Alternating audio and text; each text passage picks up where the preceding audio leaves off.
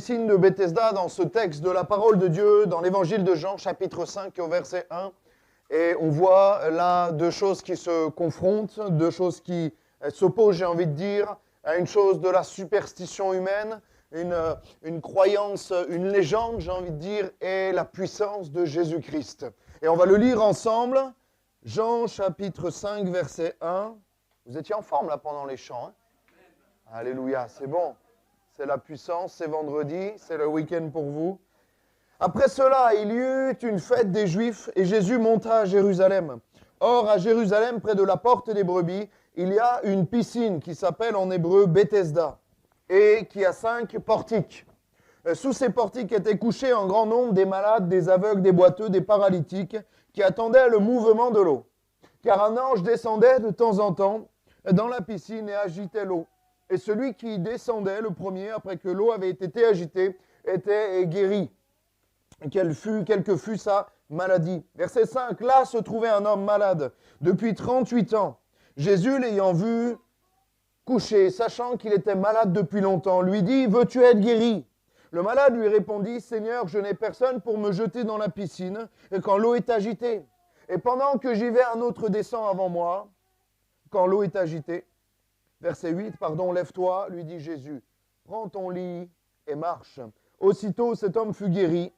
Il prit son lit et marcha. C'était un jour de sabbat. Amen. Déjà, le contexte, ça se situe dans la ville de Jérusalem, la ville sainte. Il y a là une piscine qui s'appelle en hébreu Bethesda. Il y a un grand nombre de malades, des aveugles, des boiteux, des paralytiques. C'est un peu, comme des fois on a l'impression, le reflet de notre société. Notre société qui va pas bien physiquement, mais surtout spirituellement et moralement. Et peut-être en apparence, ça va bien. En apparence, on fait bonne impression. On sourit et quand on nous demande si ça va, on répond ça va. C'est très rare que quelqu'un nous dise ça va pas. On a automatiquement cette réponse dans la bouche et on dit oui, ça va. Et toi? Mais là, on voyait que cette superstition locale, qu'un ange qui descendait de temps en temps pour agiter de l'eau et le premier qui allait dans l'eau était guéri. On voit que les théologiens s'accordent à dire que cela n'est pas biblique parce qu'il ferait de Dieu un Dieu injuste. On voit cette superstition et on voit que selon les historiens, c'était l'eau qui arrivait dans cette source, dans cette piscine, et qui agitait l'eau et qu'il y avait une croyance qui faisait croire que si on touchait l'eau à ce moment-là, nous étions guéri. Mais Dieu n'est pas le Dieu de la superstition. Dieu n'est pas dans les chapelets. Dieu n'est pas dans les choses humaines. Il est spirituel et il est divin. Alléluia. Et là, on trouve un homme malade. Jésus arrive et il trouve un homme malade depuis 38 ans. Vous imaginez 38 ans de maladie, 38 ans de souffrance, et l'ayant vu couché, Jésus sachant qu'il était malade depuis longtemps. Il ne lui a pas dit « je suis malade depuis 38 années ». Ce n'était pas inscrit sur lui-même, il n'avait pas un panneau « malade depuis bientôt 40 ans ». Mais Jésus sait les choses et Jésus te connaît. Est-ce que tu sais que Jésus te connaît? Mieux que ta maman, mieux que ton conjoint, ta femme ou ton mari. Dieu te connaît parfaitement, même mieux que toi-même. Et là, c'est une réalité que Jésus arrive, il voit cet homme et il sait déjà le nombre d'années de souffrance.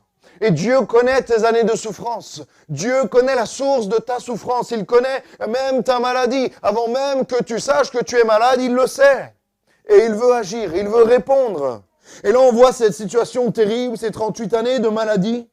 Sûrement, cet homme était paralysé des jambes parce qu'il ne pouvait pas aller comme les autres dans la piscine rapidement. Il devait probablement ramper sur ses bras, comme cette expression, manger la poussière. Et là, il touchait du doigt à chaque fois la guérison dans cette superstition, mais il ne l'obtenait jamais. Il avait sûrement l'impression que la vie s'acharnait contre lui et il y a comme cette injustice que le plus malade, le plus faible, le plus boiteux, le plus paralysé, j'ai envie de dire, était celui qui touchait le moins, la guérison. Et avec le Seigneur, c'est l'inverse. Les derniers sont premiers et les premiers sont derniers. Et là, on trouve cet homme qui est malade et Jésus arrivant à cet endroit, Il se dit probablement, cet homme, qu'il n'y a plus d'espoir, qui reste là à longueur de journée, mais sachant pertinemment qu'il n'y a pas de solution à sa vie. Et peut-être que tu es dans cette situation-là ce soir, depuis 38 ans de souffrance, depuis 20 ans, depuis 70 ans, où tu as une souffrance peut-être pas uniquement physique dans ton corps, mais spirituelle, morale et psychologique. Laisse-moi te dire que Jésus est là ce soir. Comme il est là pour cet homme.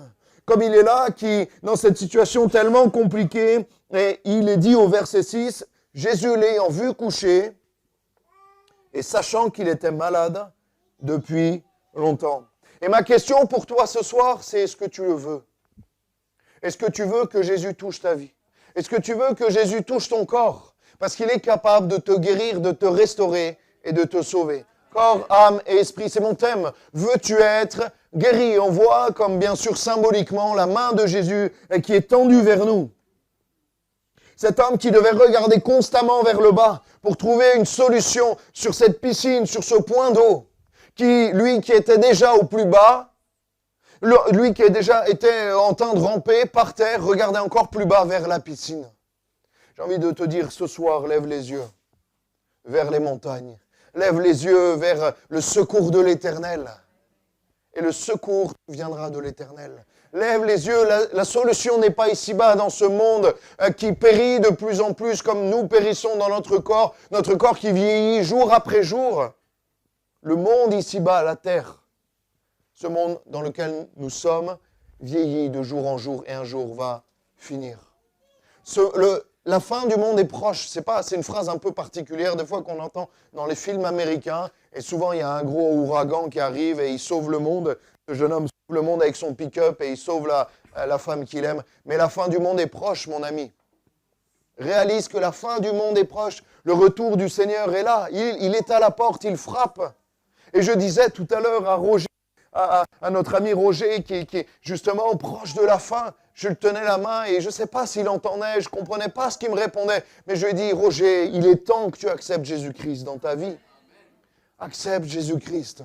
Et je lui posais ces questions, je ne comprenais pas les réponses. Je me disais, est-ce que tu demandes pardon pour tes péchés? Est-ce que tu acceptes, comme là, juste avant le baptême, j'ai envie de dire, mais est-ce que tu acceptes Jésus-Christ comme ton Seigneur et ton Sauveur personnel? C'est ça le plus important, les amis.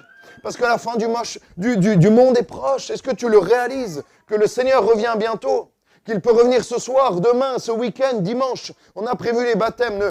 Pas de souci, les candidats au baptême, vous êtes sauvés, même s'il revient avant. Parce que vous êtes sauvés, on est sauvés avant le baptême. Alléluia. C'est parce qu'on est sauvés qu'on prend le baptême. Mais le Seigneur est proche, les amis. Je lisais, excusez-moi d'insister, mais à notre ami Roger, le chapitre 4 du prophète Amos. Prépare-toi à la rencontre de ton Dieu. Prépare-toi à la rencontre de ton Dieu. S'il te parle, je crois que c'est dans les aux Hébreux. Si tu entends sa voix, n'endurcis pas ton cœur. N'endurcis pas ton cœur quand le Seigneur te parle. Et si tu es là, c'est que le Seigneur veut te parler ce soir. Le nom Bethesda, cette piscine, cet endroit dans le portique qui apparemment, j'aimerais aller en Israël, j'y suis pas encore allé, mais qui existe encore aujourd'hui. Et cette piscine, ce mot Bethesda, veut dire maison de la miséricorde, maison de la grâce, maison de bonté, j'ai envie de dire. Et ce soir, aux 2 avenues des Églantines, dans ce quartier de l'Est niçois, en plein cœur de l'Ariane. Tu es dans la maison de la miséricorde. Pas parce que Claude a chanté, pas parce que je suis là, mais parce que le Seigneur Jésus-Christ est là. Et la miséricorde est là. Et je priais dans ce sens-là tout à l'heure. Nous ne demandons pas le salut de quelqu'un parce que la personne est bonne, parce que quelqu'un a fait quelque chose de bien, parce qu'il aurait fait une bonne action, il a été gentil toute sa vie. Non, mais c'est parce que Dieu est bon. Dieu est bon pour toi ce soir, si tu viens encore à lui.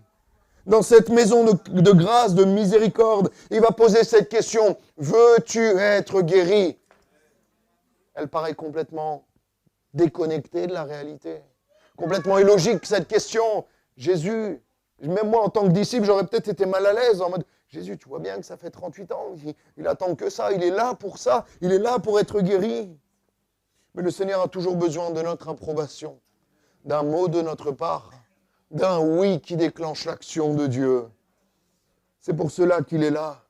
Le Seigneur veut que ce soir tu puisses être guéri, peut-être pas uniquement physiquement. On priera pour les malades à la fin de cette réunion, mais surtout et premièrement spirituellement. Que tes péchés soient pardonnés, que la grâce de Dieu touche ta vie ce soir. Est-ce que tu le crois que le Seigneur peut faire cela? Parce que quand Jésus veut offrir le pardon des péchés et la vie éternelle, beaucoup plus que la guérison physique, même s'il guérit, je le crois de tout mon cœur, mais la première motivation de Dieu, c'est que le péché et le pécheur ne meurent pas, mais qu'il se repente et qu'il vive. Alléluia. Parce que cet homme avait dû perdre tout espoir. Imaginez-vous, pendant 38 années, quasiment 40 ans, à ramper sur ses bras, manger de la poussière, se faire bousculer, espérer et perdre espoir au bout d'un moment, espérer chaque jour et à la fin de la journée être désespéré. Même si tu es rempli de doutes, même si la foi te manque, le Seigneur peut te renouveler ce soir. Vous savez, la foi, ce n'est pas mathématique, ce n'est pas linéaire. Hein. La foi, des fois, ça augmente, ça baisse, des fois, on est au sommet, on a l'impression qu'on peut déplacer les montagnes à main nue, et des fois, on est complètement le lendemain, on est au fond du lit, on est complètement découragé, on dit « Seigneur, reprends-moi ». C'est vrai ou pas? Ça, c'est la foi. Mais même dans ces moments-là, le Seigneur veut t'aider et renouveler. Je me suis dit, mais les disciples qui ont vu l'action de Dieu quotidiennement, ont dit « Seigneur, augmente notre foi ». Et Dieu va dire, le Seigneur va dire « Heureux ceux qui auront cru sans voir, sans me voir ». C'est nous. Si ceux qui ont vu ont demandé que Dieu augmente leur foi, à combien plus forte raison nous devons le faire ce soir. Seigneur, augmente ma foi. Vous avez déjà fait cette prière? Faut la faire, cette prière. Seigneur, augmente ma foi. Donne-moi une foi nécessaire pour avancer, pour continuer et pour croire que ce paralytique de 38 ans, va être sauvé, va être guéri, va être restauré. Alléluia. Jésus a tout changé dans cette vie. Je ne vais pas prêcher très longtemps ce soir, je vais vraiment prendre un temps dans la prière, mais cet homme attendait que quelqu'un se jette à l'eau, quelqu'un le prenne et le jette dans l'eau, dans cette croyance toujours superstitieuse. Mais ne mets pas tes espoirs pour ton avenir dans un homme, dans une femme, dans quelqu'un, dans une organisation, mais mets ton espoir en Jésus-Christ. Mets ton espoir en Jésus-Christ. Les hommes déçoivent. C'est vrai, hein? Et si on a tous été déçus, ça veut dire que toi aussi, tu as déçu quelqu'un. Parce que souvent, on dit, les gens ils disent « Ah oui, mais on m'a déçu ». Si on s'est tous déçus, ça veut dire qu'on a tous déçu aussi. Hein. Le pasteur déçoit aussi. Hein. Mais c'est vrai que le pasteur est humain. Le pasteur déçoit, les hommes déçoivent, vous décevez, on déçoit, je déçois, nous décevons et ils déçoivent. Mais Jésus ne déçoit jamais. Tu ne peux pas conjuguer le verbe décevoir comme on l'a fait avec le nom Jésus avant. C'est impossible parce que lui ne déçoit jamais. Nous, on le déçoit, mais lui ne nous déçoit jamais. C'est pour cela qu'il faut que tu te confies en Jésus-Christ. Cet homme attendait quelqu'un, une aide, et il n'a pas réalisé au départ qui il avait en face de lui. Il pensait peut-être que cet homme allait lui proposer de l'aide, de le jeter dans l'eau, mais l'aide de Dieu est merveilleuse. L'aide du Seigneur Jésus est pleine et entière. Il a placé malheureusement toute sa confiance, toute sa vie dans le bouillonnement, dans le frémissement d'un peu d'eau, dans des éléments, mais ne place pas, j'ai envie de dire, ta confiance, ton espérance, ta vie dans des choses matérielles, dans des choses de ce monde. Vous imaginez que toute sa vie était basée sur de l'eau qui allait un peu bouger. Base ta vie, fonde ta vie sur le rocher des siècles. Sur celui qui, lui, ne bouge pas, qui ne bronche pas, qui ne change pas. Il est toujours aussi solide. Alléluia, il a toujours été, il est encore et il sera toujours. Amen. Confie-toi en l'Éternel. Dans les moments où on était dans l'Ancien Testament, dans les choses qu'il fallait faire, on était dans les œuvres et dans ce monde, on est dans les choses à faire. Mais avec le Seigneur, faut pas faire, faut être. Faut pas faire des choses, faut pas faire des œuvres, faut pas juste donner, faut pas juste faire ça. Non, il faut devenir quelqu'un. Devenir enfant de Dieu. Et par ça, c'est pas par tes moyens, c'est par la grâce du Seigneur Jésus, qui ce soir peut te faire passer de pécheur perdu à enfant de Dieu. Alléluia. Co-héritier dans le ciel de gloire avec Jésus-Christ. Dans le monde, on doit faire, mais avec le Seigneur, il faut devenir. Et là, il est question de temps en temps, avant la venue de Jésus, la présence de Dieu était limitée à un endroit, par-ci, par-là, en fonction de Jésus, qui passait, qui traversait un village, qui passait par une ville. Mais là, nous pouvons rencontrer Dieu partout, tout le temps, à chaque heure de la journée et de la nuit. Dieu est à la distance d'une prière. Est-ce que tu le sais? Que quand tu pries, tu dis « Jésus vient », il est déjà là. Sans même forcément prier, avec les yeux fermés, avec les mains jointes à genoux. Non, Jésus est là, partout où tu l'appelles. Dès que tu dis le nom de Jésus, il est déjà là. Alléluia. Partout, tout le temps et pour tout le monde. Avec le Seigneur, ce n'est pas justement une course contre les autres et se pousser pour arriver à cette fameuse piscine. C'est chacun d'entre nous, ensemble, individuellement premièrement, mais ensemble pour le royaume de Dieu, ensemble pour vivre ce que Dieu nous appelle à vivre. Celui qui descendait le premier, avec le Seigneur le premier et le dernier en fait. Et si toi tu es dernier, si toi tu as été, j'ai envie de dire, ce boiteux, ce paralysé, ce lépreux, tout ce que tu veux, toute ta vie, avec le Seigneur, tu peux devenir premier. Alléluia. Premier avec toi-même, parce que la course, elle n'est pas contre les autres, elle est contre nous-mêmes. Parce qu'il est quelqu'un de juste. Vous imaginez, je repensais tout à l'heure, j'imagine cet homme là par terre pendant 38 années, je ne sais pas s'il était là depuis le départ, probablement non, mais depuis des dizaines d'années peut-être, être là à attendre quelque chose qui ne vient pas. Ce système tellement injuste qui dirait que le plus malade va être le dernier à espérer quelque chose. Mais moi, avec mon Seigneur, on peut obtenir quelque chose. Parce que mon Seigneur est juste. La Bible me dit qu'il est même appelé le soleil de justice, qui se lève pour établir sa justice. Alléluia. Qui rayonne et qui est juste. Dieu est juste. Est-ce que tu sais que Dieu est juste ? Même la justice des hommes n'est pas juste. Elle fait des erreurs. Il y a des gens, ils ont été emprisonnés pendant des années avec des erreurs judiciaires terribles. Ils ont passé toute leur vie. Et le salaire du péché, c'est la mort, mais le salaire du péché, c'est aussi l'injustice. Parce qu'il y a des gens, c'est des gens qui sont des bonnes personnes, mais qui sont malades et qui vont même mourir. Et ça, c'est l'injustice du péché. Mais la justice de Dieu, elle est parfaite, alléluia. Que même si tu meurs, en fait, tu ne meurs pas. C'est merveilleux, ça, quand même. Vous réalisez que nous, si nous sommes en Jésus-Christ, si ce soir tu es en Jésus, que même si tu meurs, en fait, tu vis. C'est juste un passage. La mort n'a pas de pouvoir sur toi et on le verra la semaine prochaine avec le thème « Mort, où est ton pouvoir ?» Eh oui, c'est Pâques la semaine prochaine, les amis. Hein. J'aime toujours autant les lapins Lindt au chocolat. Alléluia. Fin de parenthèse.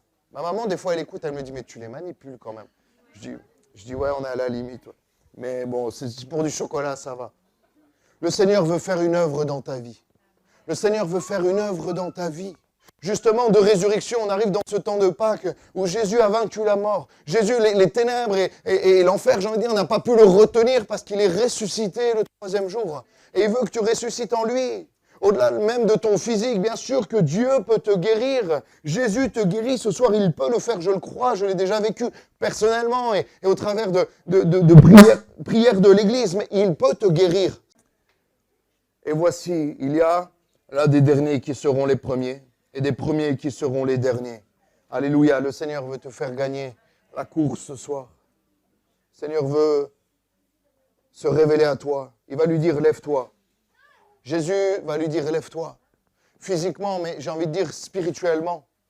Spirituellement, peut-être que tu manges la poussière. Comprenez cette expression. Tu manges la poussière dans ton péché, dans ton addiction, dans ton mal-être, dans le salaire de la mort qui est là et qui t'environne, dans tes pensées, dans ton psychique, dans ton psychologique, dans ton moral. La mort t'environne. Mais Jésus veut mettre un terme à ces choses-là. Je parlais tout à l'heure à l'hôpital à une dame et Gilda, elle était toute contente. Elle fait, c'est mon pasteur, c'est mon pasteur. Et la dame, elle me regarde, elle fait, ouais, dans sa tête, elle me dit, il faut que je vous appelle mon père, Seigneur, Samuel, pasteur, ça ira très bien. Et elle m'a dit, non pas que ce soit moi, mais elle m'a dit, mais vous rayonnez quelque chose, c'est beau, elle était intriguée. Je lui dis, vous respirez, elle m'a dit, vous respirez la gentillesse. Je lui dis, bah oui, mais madame, ça c'est Jésus, hein, parce qu'avant j'étais méchant. Mais le Seigneur a mis sa paix dans mon cœur. Et tellement, je lui ai dit, on va aller prier pour... Elle m'a dit, je peux venir ? Je lui ai dit, oui, bien sûr, oui, vous pouvez venir. Et elle a assisté à la prière. Mais on doit faire la différence de Jésus qui vit en nous, les amis. Ça doit se voir que Jésus vit en toi. Tu dois rayonner, peut-être pas physiquement, mais j'ai envie de dire, si tu rayonnes comme Moïse qui descend de la montagne, comme Jésus qui est rayonnant également, alléluia, dans la transfiguration. Tu dois rayonner l'amour de Christ. Lève-toi, lui dit Jésus. Là où peut-être le monde t'a mis à terre, là où peut-être le péché t'a mis à terre, le Seigneur veut te relever. Il est celui qui nous relève. Le monde nous tacle, le monde nous met par terre, le monde nous fait des fois manger la poussière, mais le Seigneur veut nous relever. Les amis, je disais ça, je ne sais plus quand c'était, je ne sais plus si c'est ici, Mais je me souviens du moment où j'ai véritablement rencontré le Seigneur et où j'ai capitulé devant lui. J'étais pendant une semaine en train d'angoisser dans ma salle de bain. J'étais adolescent, un peu plus qu'ado, et j'essayais de me mettre debout, tellement j'étais angoissé physiquement, les amis. Je n'arrivais pas à tenir sur mes jambes. Je ne savais même pas que c'était possible, ce niveau d'angoisse, tellement j'étais mal à l'intérieur. Le simple fait de me tenir debout, sans même marcher, c'était impossible. Là, les amis, à un moment donné, j'ai crié au Seigneur et il m'a relevé. Là où le monde, là, mon péché, là où l'angoisse, là où le salaire de mon péché, là où le fait, mon orgueil, le fait de refuser Dieu, me mettait par terre. Je ne tenais plus sur mes jambes, les amis. Le Seigneur m'a relevé dans son amour. Il m'a restauré, il a mis la paix, il a mis la joie dans mon cœur. Les amis, c'est trop grand ce que le Seigneur a fait pour moi, pour que je le renie, pour que je me dise, mais non, mais Dieu n'existe pas. Je me souviens de ce moment-là où je pleurais pendant une semaine dans ma salle de bain, non pas pour m'accuser, non pas pour m'accabler, mais je m'en souviens parce que Dieu a fait pour moi de grandes choses. Et là, on pourra en avoir des dizaines de témoignages ce soir comme ça. Et Dieu veut faire quelque chose de grand pour toi ce soir.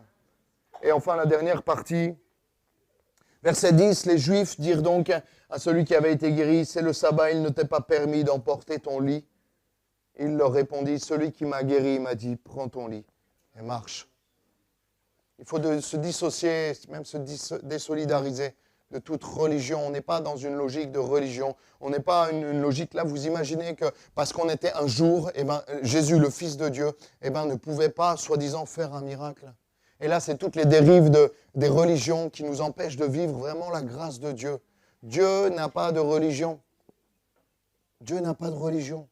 Il a un peuple. Dieu n'a pas de religion évangélique, catholique, juif. Dieu a un peuple. Dieu a un peuple. Dieu a des enfants, mais il n'a pas des adhérents d'une religion. Non, Dieu a un peuple et Dieu veut un peuple ce soir à l'Ariane. Et je crois qu'il a un peuple nombreux dans Nice et dans l'Ariane. Alléluia. Et il va lui dire, verset 14, et je vais inviter les musiciens à revenir. Verset 14, depuis, Jésus le trouva dans le temple et lui dit, voici, tu as été guéri. Ne pêche plus de peur qu'il ne t'arrive quelque chose de pire. Et là, je me suis dit, au début, je me suis dit, mais dans quel sens on doit prendre ce verset? Humainement, il pourrait être même pris comme une menace, mais Jésus ne menace jamais, il avertit.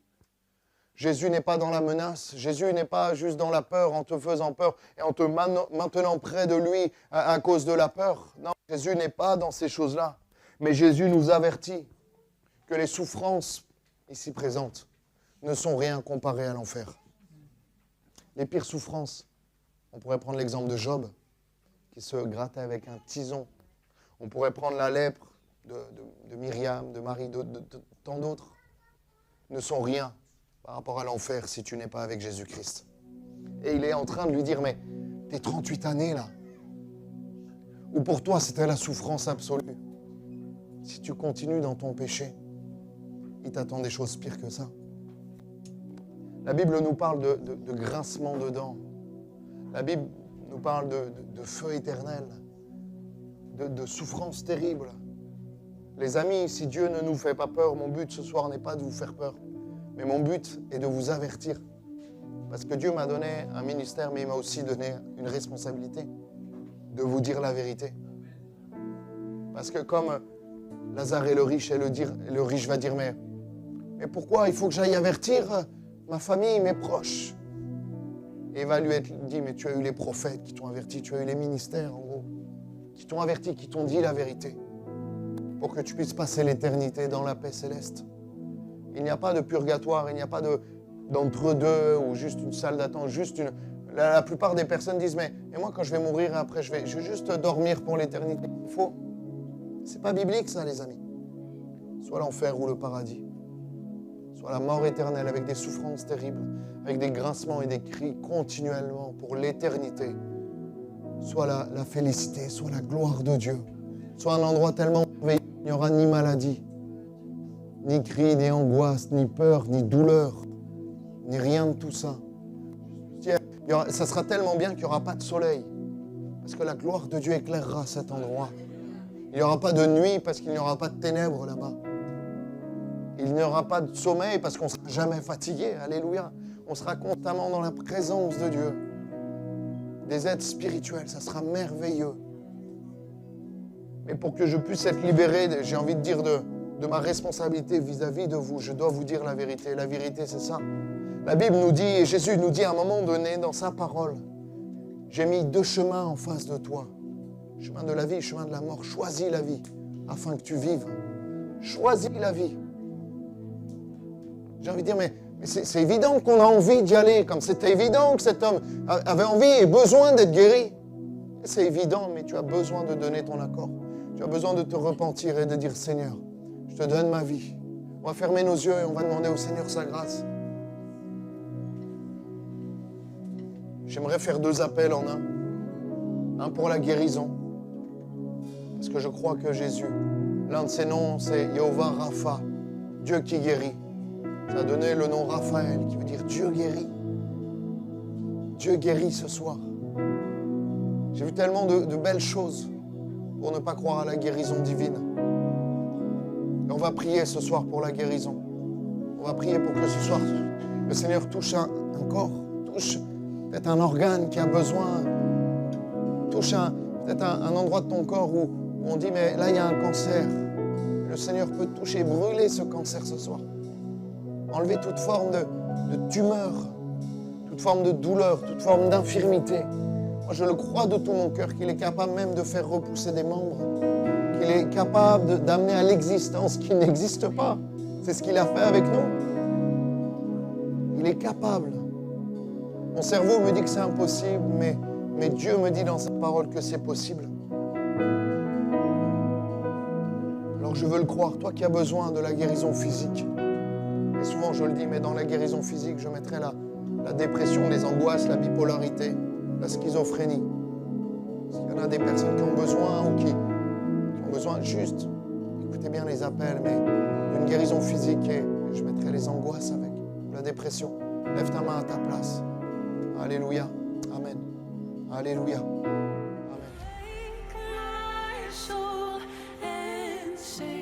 Sing his praise aloud. Sing his praise.